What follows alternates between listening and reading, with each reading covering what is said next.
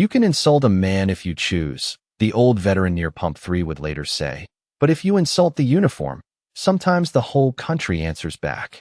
The July heat sat heavy over the gas station just outside Arlington, Texas, turning the blacktop into a shimmering mirror beneath the noon sun.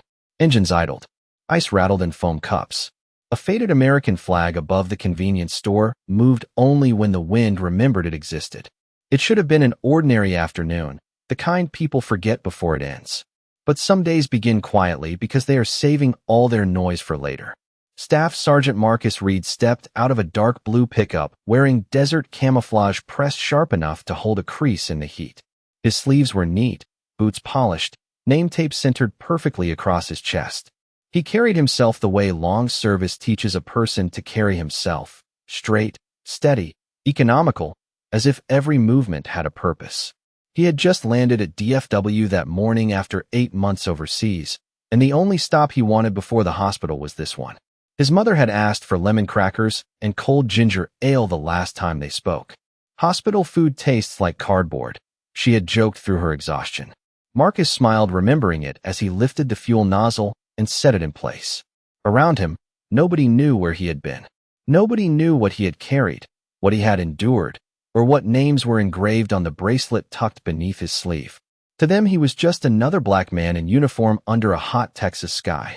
Across the lot, Officer Daniel Briggs watched from a patrol cruiser parked in the shade.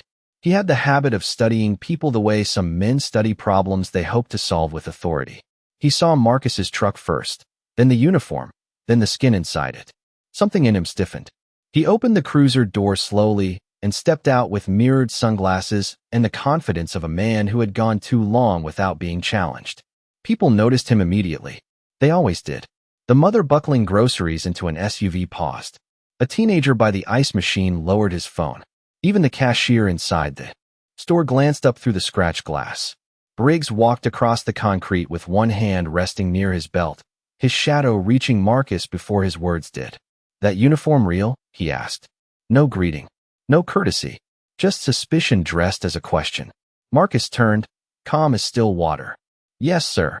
Briggs circled once, eyes scanning the patches, the ribbons, the boots. "Funny," he said. "Doesn't look right on you." The air changed. It was subtle, but everyone felt it.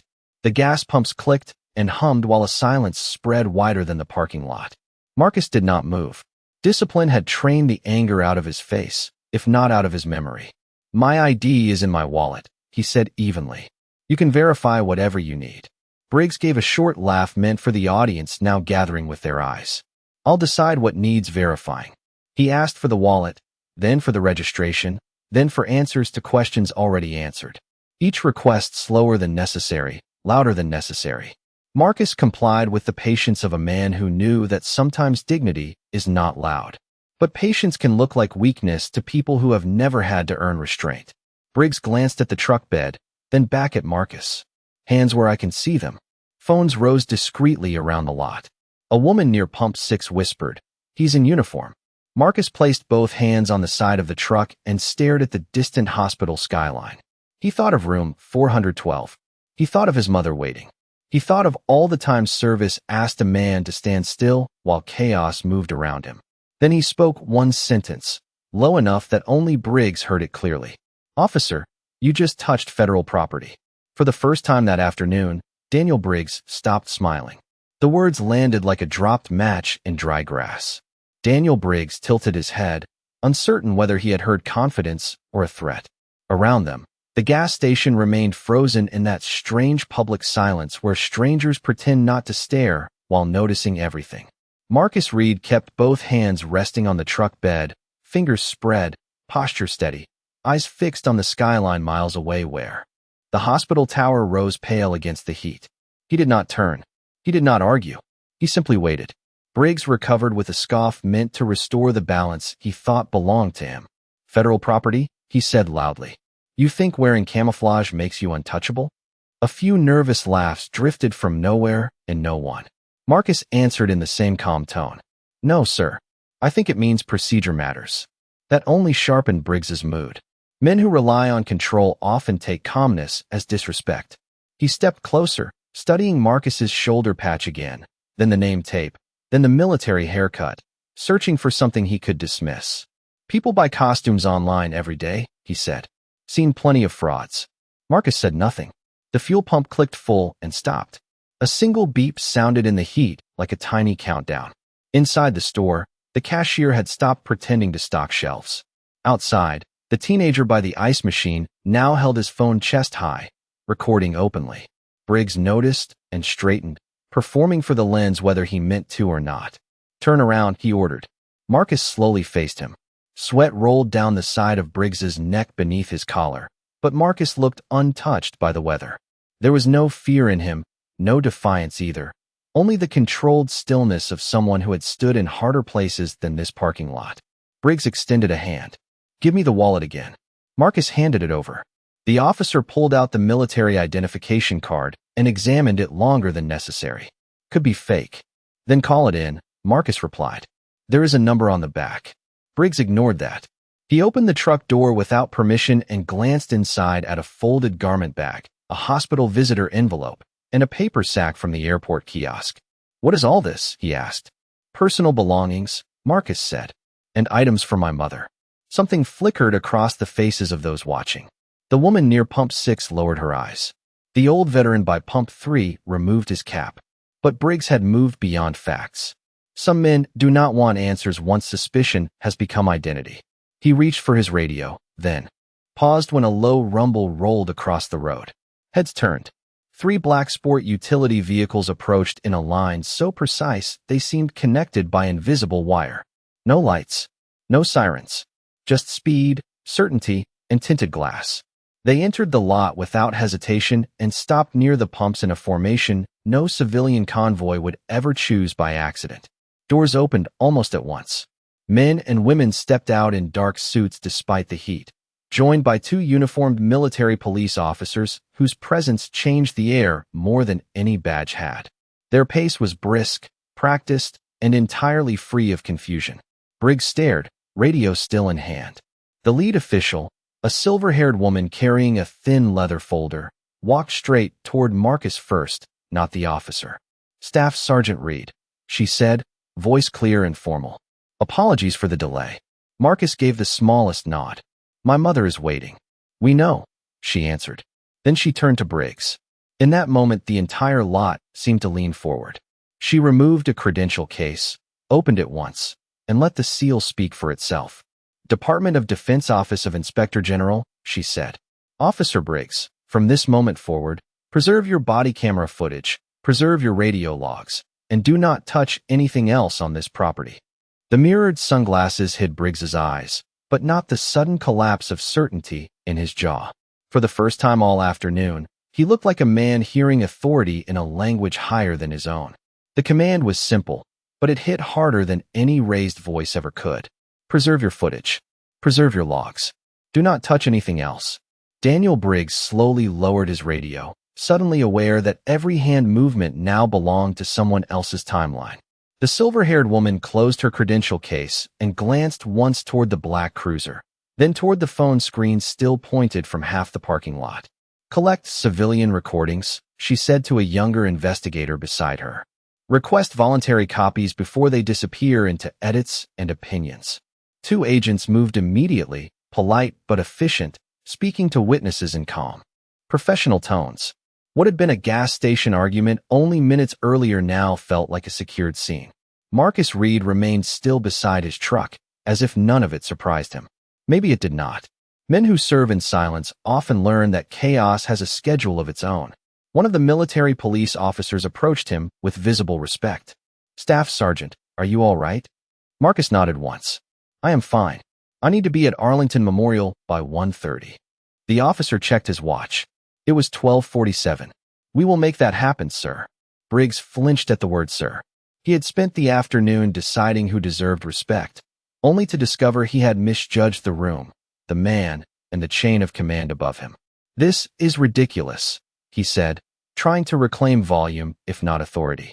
I was conducting a lawful investigation. The silver-haired woman looked at him without anger, which somehow felt colder. Then you will have no issue explaining why a verified active duty Marine was detained after presenting identification. Briggs gestured toward Marcus. I had reason to question authenticity. Based on what? She asked. The question hung there unanswered because prejudice sounds powerful until it is asked to explain itself. Briggs shifted. Behavior. Vehicle. Inconsistencies. Marcus finally spoke. My truck registration matched my license. My identification matched federal records. My answers matched the truth. Nobody around them missed the difference between noise and facts. The old veteran from Pump 3 stepped forward, cane in one hand, cap over his heart in the other. I watched the whole thing, he said. That young man did everything right. The investigator nodded and took his name. Then came the detail that changed even the watcher's expressions. The silver-haired woman opened the leather folder and removed a one-page travel packet. Staff Sergeant Reed was cleared for direct family emergency transit this morning under expedited medical leave. His mother began chemotherapy at 1000 hours. Even the heat seemed to pause. The woman near Pump 6 covered her mouth. The teenager lowered his phone for the first time. Briggs stared at Marcus, then at the paper, then nowhere at all. Some mistakes shrink when explained. Others grow heavier with every fact. Marcus looked toward the highway, toward the hospital beyond it. She hates waiting rooms, he said quietly, almost to himself. Always says they make minutes feel longer. The silver-haired woman softened. You will not be late. She turned back to Briggs. Officer, remove your duty belt and place it on the hood of your cruiser pending coordination with your department. You cannot do that, Briggs snapped. Watch us, muttered someone near the diesel pump. No one laughed. It was too serious now. A local supervisor's vehicle entered the lot fast, gravel crunching beneath the tires. Out stepped Lieutenant Raymond Keller from the Arlington Police Department, face pale before he even reached them. He recognized the federal seals, the military police insignia, the cameras, and finally Briggs standing in the center of it all. Keller exhaled once like a man seeing a storm he knew would reach City Hall by sunset. Officer Briggs, he said carefully, comply immediately. Briggs looked around for support and found only witnesses. He unclipped the belt slowly and set it on the cruiser hood. The sound of leather and metal touching paint was small, but everyone heard it. Some falls begin with a slam. Others begin with a quiet little click. The parking lot had gone so quiet that even the hiss of an air pump near the service bay sounded loud. Daniel Briggs stood beside his cruiser without the belt that had defined his posture all afternoon. Without it, his shoulders seemed lower, his movements less certain, as if authority had weight and someone had suddenly taken it away. Lieutenant Raymond Keller did not raise his voice. He did not need to. Men who understand consequences rarely shout. Step back from the vehicle, Keller said. Briggs obeyed. Across the lot, investigators were already working with the speed of people who knew exactly what mattered. One agent photographed the cruiser dash unit. Another logged witness names.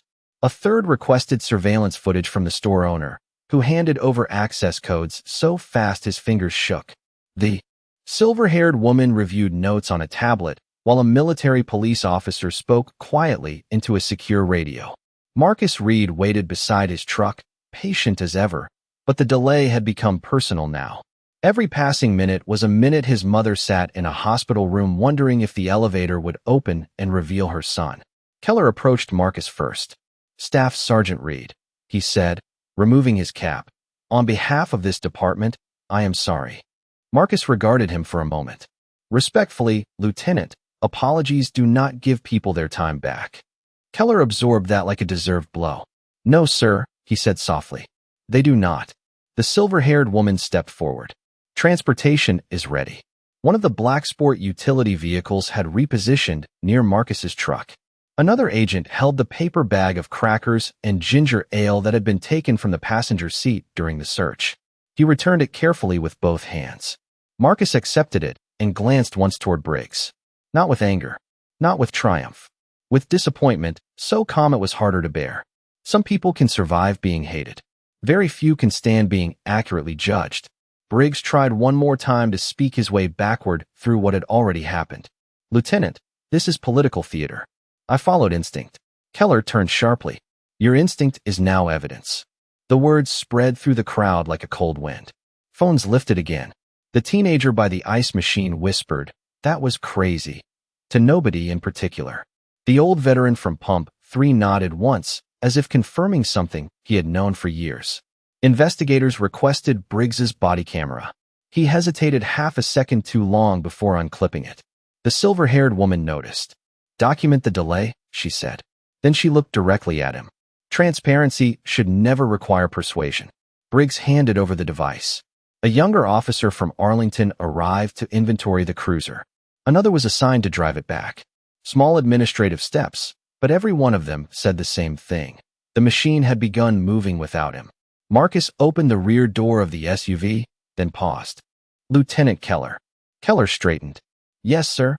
There was a woman at pump 6. She looked scared to speak. "Make sure witnesses know they can tell the truth without being punished." Keller followed Marcus's gaze. The woman blinked in surprise, then lowered her eyes. "I will handle it," Keller promised. Marcus nodded and entered the vehicle. As the door closed, the lot reflected him for a moment in the tinted glass. Wrinkled uniform, tired eyes, unshaken spine. The convoy pulled out smoothly, heading toward Arlington Memorial Hospital. No sirens, no drama, just urgency with discipline. Briggs watched until the last vehicle turned onto the highway. Then he looked around and saw what remained for him. A supervisor, investigators, cameras, witnesses, and a hot afternoon that no longer belonged to him. Keller stepped beside him. "Internal affairs is on the way," he said. Briggs swallowed. "For this?" Keller looked at the empty road where Marcus had gone. "No," he replied. "For everything this revealed." In the distance, thunder rolled across a clear Texas sky, the kind of warning that arrives before anyone sees the storm. Arlington Memorial Hospital smelled of coffee, antiseptic, and patience. The kind of place where clocks seemed louder and every minute carried someone's private hope. The black SUV stopped beneath the patient drop-off awning at 119.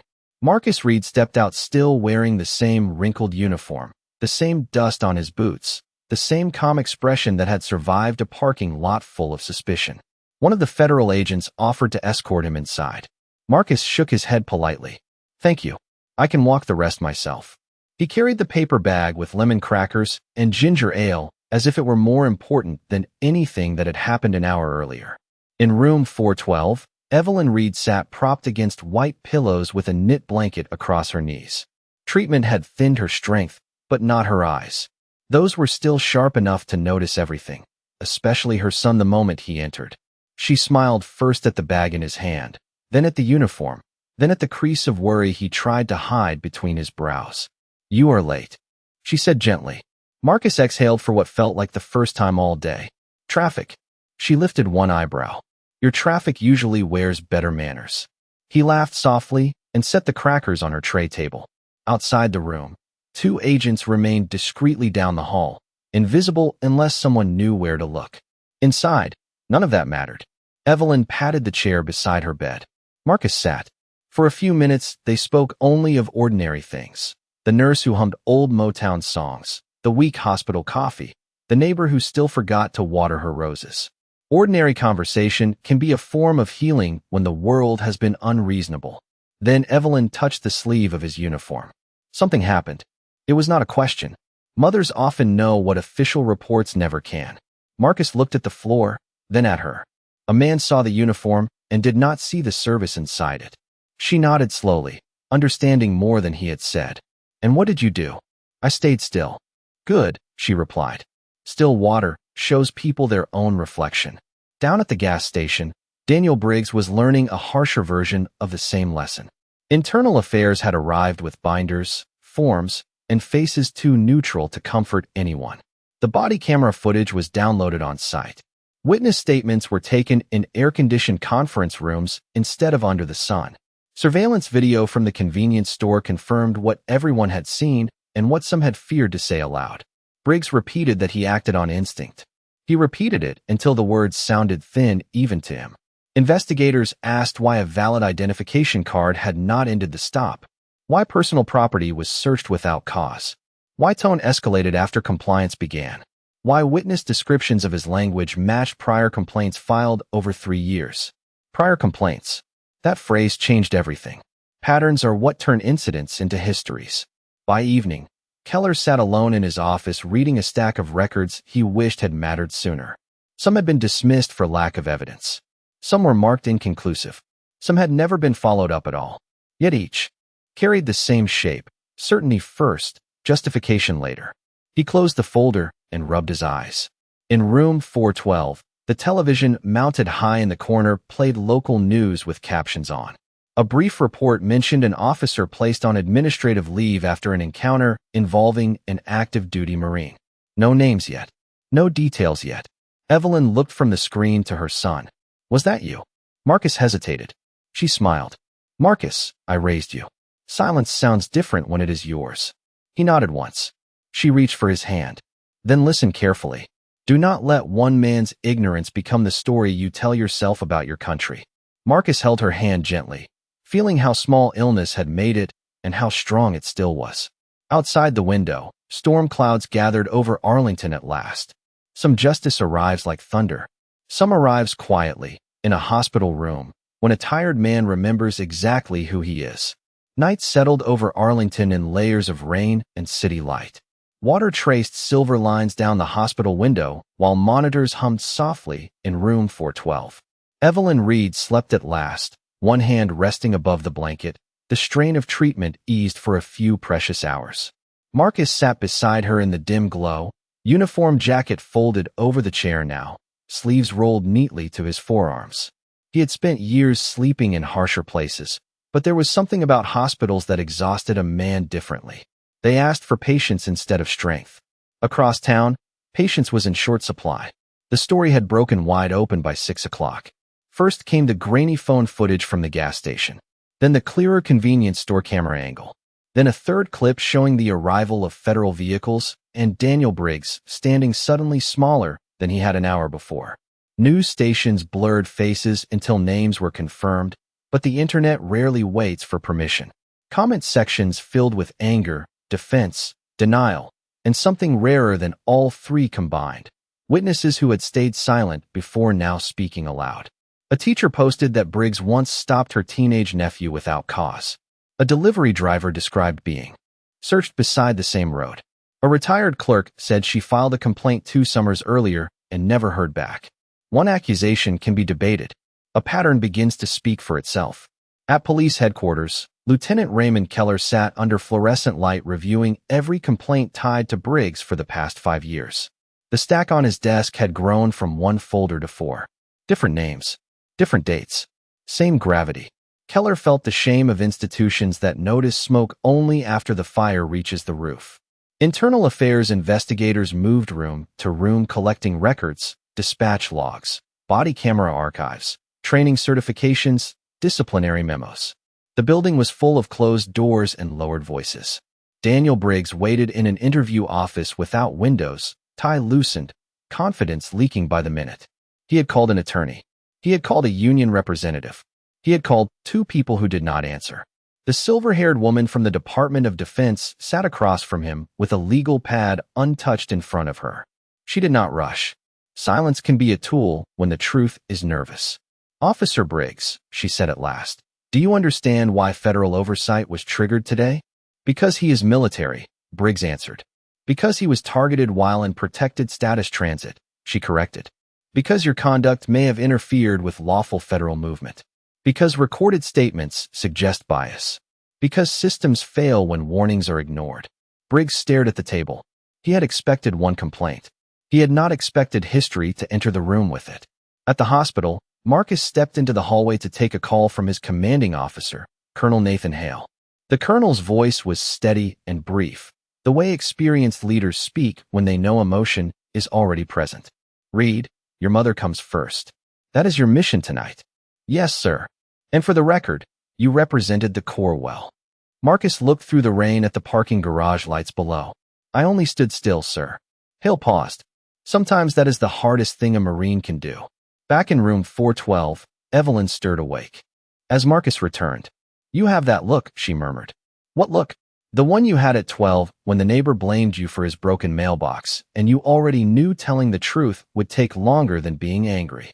Marcus smiled despite himself. You remember everything. That is a mother's burden, she said.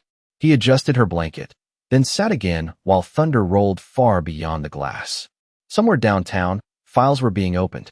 Careers were being measured. Excuses were losing oxygen. But in that quiet room, The only thing that mattered was an old woman drifting back to sleep with her son beside her. The nation can argue about justice all night long. Sometimes justice begins when a tired man refuses to become what he was accused of being. Morning came gray and damp, the kind of Texas morning that looked undecided about becoming day. Rain still clung to tree branches outside Arlington Memorial Hospital, and the city moved slower beneath low clouds. In room 412, Evelyn Reed was awake before sunrise, sipping weak tea and criticizing it with enough energy to reassure everyone around her. Marcus sat nearby in a visitor chair, reading messages he had ignored through the night. Some were from fellow Marines, some from cousins, some from strangers who had somehow found his name and wanted to say they were sorry for what happened. He answered none of them. Public attention can feel loudest to people who never asked for it. A nurse entered smiling. "You are famous," she said lightly. Marcus looked up. "I hope not." She handed him a folded newspaper anyway. The front page showed the gas station canopy, blurred images of vehicles, and a headline about an officer suspended after the detention of an active duty Marine. Evelyn took the paper first. "Suspended," she said. "That is a beginning, not an ending." Marcus almost laughed. "You should run the city. I raised a Marine. That already took management skills." Across town, headquarters had become a building full of careful footsteps. Internal affairs interviews continued behind closed doors, while command staff issued statements no one believed and promises everyone demanded. Lieutenant Raymond Keller had not slept. He stood at a conference table reviewing body camera transcripts beside city attorneys and federal liaisons. Every minute of recorded footage had been transcribed. Every command, every pause, every phrase.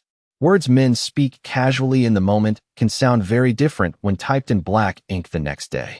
Briggs's insistence that he acted on instinct had weakened further once dispatch logs showed no stolen vehicle report, no impersonation alert, no suspicious activity call, and no matching warrant in the area. There had been no emergency except the one he created. Then came the witness statements. 12 in total by breakfast. Some brief, some emotional. One from the woman at Pump 6 described wanting to speak, but fearing retaliation. Another from the old veteran said, "I served in Korea. I know authority when I see it and insecurity when I hear it." Keller read that line twice. Sometimes civilians write truer reports than institutions do. Daniel Briggs remained on administrative hold in a side office. No badge, no patrol unit, no audience. He had expected colleagues to defend him. Instead, most avoided eye contact. A few had complaints of their own. Silence inside organizations is often mistaken for agreement until consequences make honesty feel safer. At the hospital, Colonel Nathan Hale arrived just after 10 in plain clothes carrying a bouquet, far too bright for the room. He greeted Evelyn with formal warmth and Marcus with the nod shared between men who understand duty without discussing it.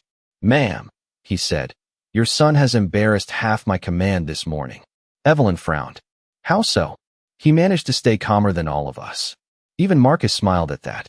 Hale turned serious only when the room quieted. "There will be hearings. There will be requests for statements. You are under no obligation to become a symbol." Marcus looked at his mother, then back to the colonel. "I never wanted to be one." "Good," Hale said. "Symbols are heavy. Truth is lighter."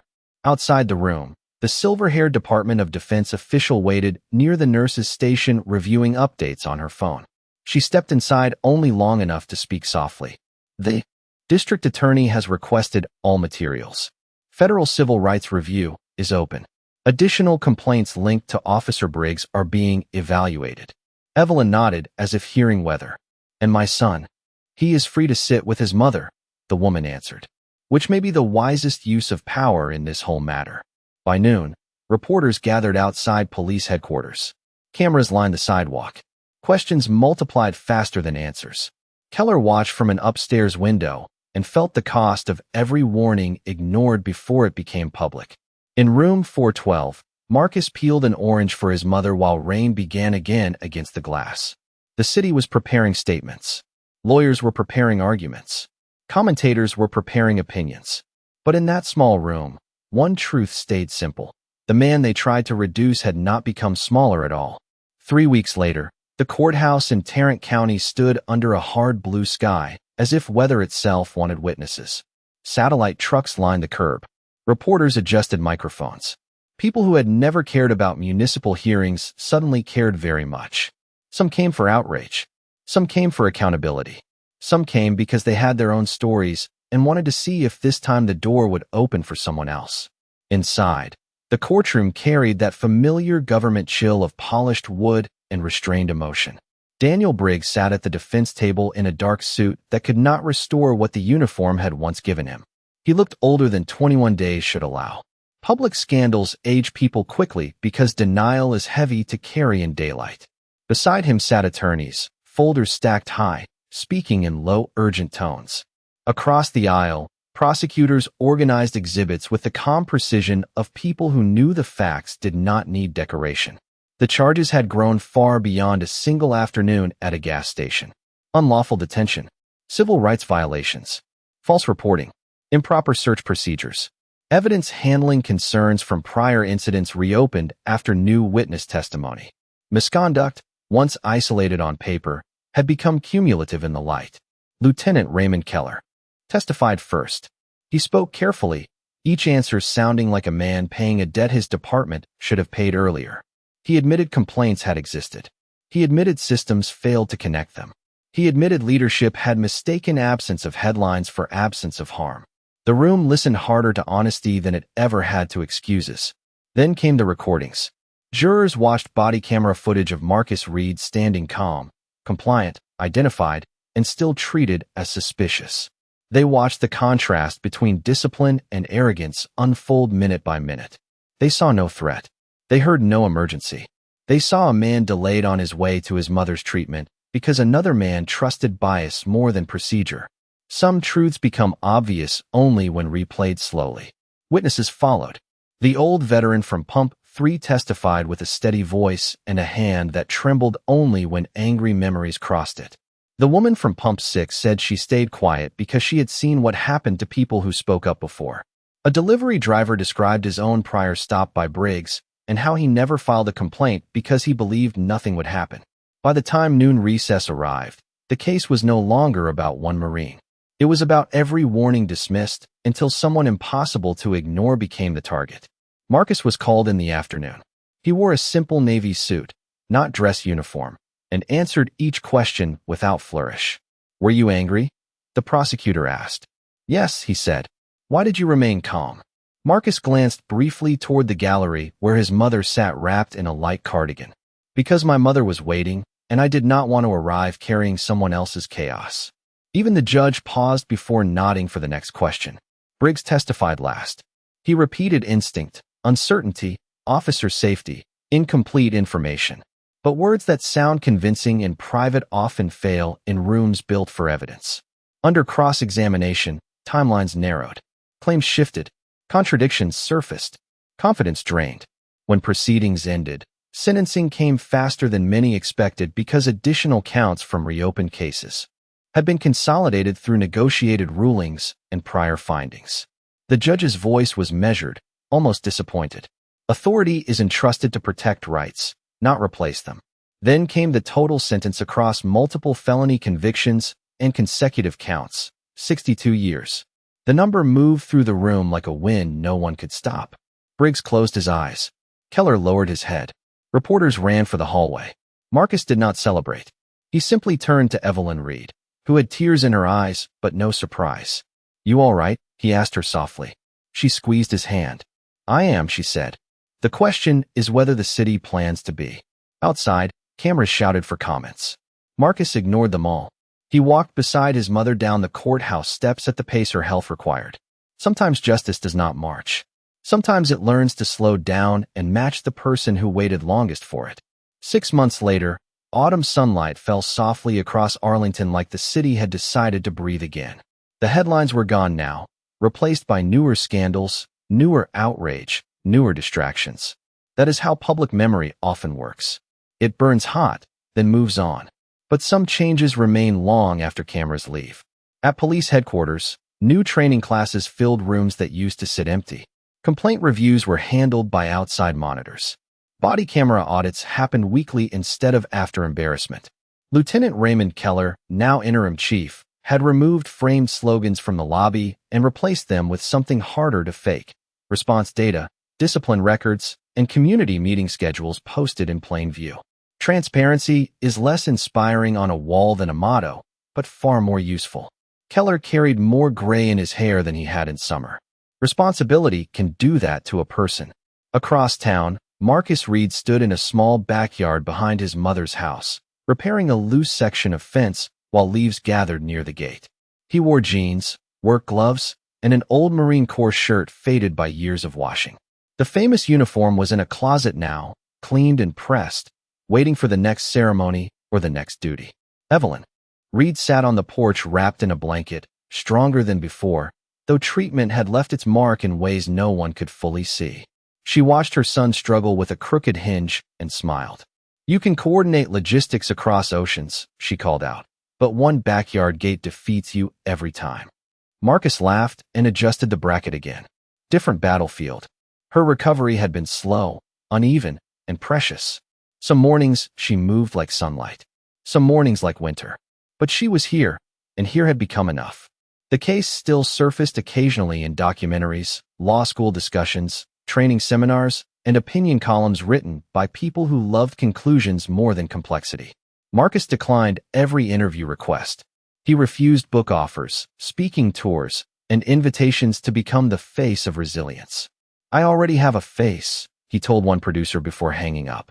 "It belongs to me." Colonel Nathan Hale had respected that. So had the Corps. Service records noted commendation for conduct under pressure, but Marcus treated the document like any other paper and filed it away. He had never wanted applause for remaining human. On a cool Thursday afternoon, a city sedan pulled up outside the Reed home. Keller stepped out carrying no cameras, no aides, and a cardboard bakery box that made him look more nervous than any press conference ever had. Evelyn saw him first. "Well," she said dryly, "either he brought pie or problems." Marcus opened the gate. "Chief." Keller winced slightly at the title. "Interim," he corrected. Then he held up the box. "Pecan pie from Miller's. I was told not to arrive empty-handed." Evelyn nodded approvingly from the porch. "Then somebody finally trained you right." They sat together outside as evening lowered itself over the neighborhood. Keller spoke plainly. New policies. New oversight. Officers dismissed. Trust not restored, but being worked for. "I cannot undo what happened," he said at last. "No," Marcus replied.